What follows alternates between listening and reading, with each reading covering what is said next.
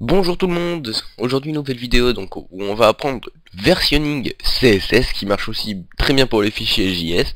En quoi consiste cette méthode? Alors on va dire, j'ai un site web et j'ai un style.css par défaut. Alors rien de bien compliqué, jusque maintenant je pense que vous avez compris. Sauf que, on va dire je change quelque chose dans le CSS. Le CSS est automatiquement mis en cache par le navigateur, ou par la plupart des navigateurs. Je sais que Chrome le fait, Firefox et Internet le font. Opera je n'en sais rien. Et ces navigateurs mettent en cache le CSS, et du coup quand vous changez quelque chose, le navigateur le prend pas forcément en compte et garde l'ancienne version. Alors on va voir comment remédier à ce problème. Vous verrez, il y a strictement rien de compliqué. Vous créez un nouveau fichier qui va s'appeler index.php ou HTML, hein. Moi je le fais sur WAMP, alors je préfère mettre comme ça. Je crée mon squelette. Alors versionning CSS. Ça marche aussi très bien pour les fichiers JS. Alors je crois qu'il y a une erreur dans cette ligne, alors au pire je vais la remettre, voilà. Et on va dire là je veux charger mon fichier style.css. Alors on en vient au même problème. Là quand je vais aller donc sur ma page, inspecter l'élément, je sais pas s'il va se mettre en cache parce que je suis en local, alors je sais même plus c'est où en fait. Voilà, bon bref. Voilà. Donc là on voit qu'il nous les a mis en cache. Il me semble que c'est le cache ici, bon bref. Là il nous les a mis en cache. Et le problème c'est que maintenant si on veut changer quelque chose, nous on va savoir parce que soit on va vider notre cache ou on va faire quelque chose comme ça, mais l'utilisateur ne sait pas forcément quoi faire. Alors moi j'ai trouvé une solution que beaucoup de personnes connaissent, hein, qu'on utilise depuis beaucoup de temps. C'est la fonction MD5, enfin le versionning tout simplement. Il y a plusieurs manières de le faire, genre on pourrait afficher date, voilà, et à ce moment là ça mettrait un timestamp derrière, mais je trouve que c'est pas forcément très beau, très joli, hein, comme chose. Alors moi ce que je fais un MD5. Oui, c'est vraiment un truc beaucoup plus aléatoire, mais je préfère cette technique, et puis on peut s'en servir pour vraiment beaucoup de choses. On met date, comme ça évite qu'il y ait que des chiffres et des lettres, hein, c'est toujours mieux. Fois, et là on fait un round. On va mettre entre donc des chiffres à 3 lettres quoi. 280. Ah, des chiffres, des nombres à 3 chiffres, pas des chiffres à 3 lettres, non ça n'existe pas, c'est pas possible. Bon bref, et voilà, maintenant je vais aller inspecter mon élément.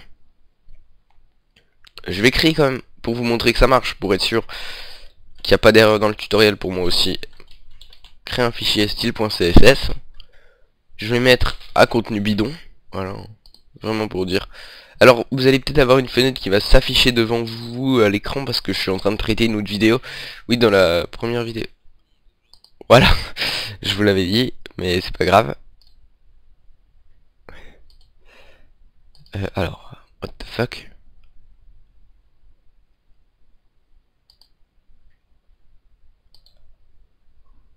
Alors, expect at least one parameter.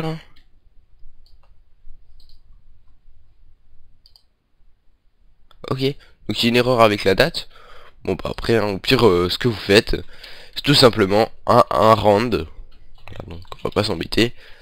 Moi ça marchait tout à l'heure, après là j'ai dû faire une erreur, hein, vous l'avez peut-être vu. Bon, bref, j'actualise, et là, qu'est-ce que je vois? Je vois que j'ai un nombre comme ça, donc là on voit toujours mon contenu bidon, mais on va dire, là mon numéro commence par 839, donc j'actualise. Et là c'est FAE. Donc qu'est-ce que ça me permet ça, là si en fait le navigateur va automatiquement, il croit que c'est un autre CSS, donc il va le recharger et ça va permettre de faire ça. Voilà, donc en fait ça enlève la mise en cache. Donc je vous conseille vraiment cette méthode parce que vous serez quitte d'être embêté. Par exemple YouTube l'utilise il me semble. On va aller inspecter leur code, hein, pas de problème. Et en fait ça change à toutes les... Dès que le navigateur se relance, bah automatiquement ça se... Enfin dès que ça change, bah voilà.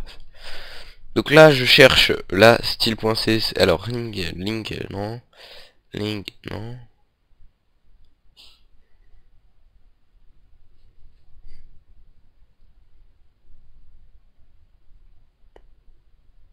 Voilà, donc là il y a des... Enfin, voilà, le versionning n'est pas le même, mais après, moi c'est vraiment un système basique, eux ils l'intègrent avec un HT Access ou quelque chose comme ça.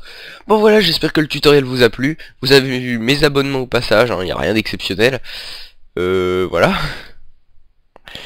Et j'espère que ce tutoriel vous a plu, j'en ai encore prévu un, alors je l'avais noté sur Twitter, mais je ne me souviens déjà plus parce que j'ai une mémoire de poisson. Mais je vais retrouver sur quoi, ouais, c'est sur une regex. Mais je l'avais pas marqué sur Twitter en fait, il est cadeau celui-là. Regex de validation d'email, et vous allez voir que c'est vraiment un jeu d'enfant. Je vous dis à la prochaine et ciao tout le monde.